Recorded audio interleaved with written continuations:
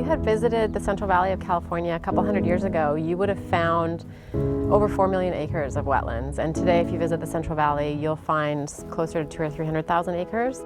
In the last 200 years, we've lost more than 95% of our historic wetlands. And what remains today is in public land and then private land that's managed carefully for wildlife. That means essentially that those remaining lands is really important for migratory birds and other species that rely on these areas during migration. It's incredibly critical that we have enough habitat, enough food, and enough water on the landscape to support the millions of birds that come here each year. Grasslands is a large wetland block right in the middle of the Pacific Flyway that's basically a critical area for water birds that are migrating. There are millions of birds, waterfowl and shorebirds, that migrate through the Central Valley every year, coming down from parts of northern Canada, Alaska, and the Arctic. And they rely on the wetlands in the Central Valley for resting, feeding, in some cases breeding. It's so important that the grasslands continue to be protected and conserved and managed to provide good habitat for birds on the Pacific Flyway. The wetlands of the Central Valley are uniquely managed. We have to deliver water to these wetlands, much like we deliver waters to our cities and our farms.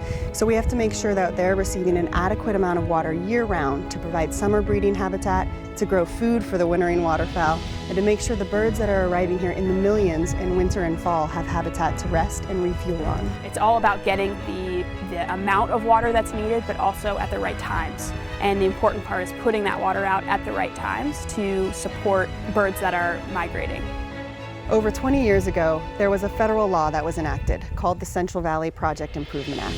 And this law basically requires the federal government to deliver a set amount of water to these last remaining wetlands that we have in the Central Valley. Unfortunately, in the 20+ years since this law has been enacted, not once has the water been delivered to all of the refuges and wildlife areas that have been promised under this act.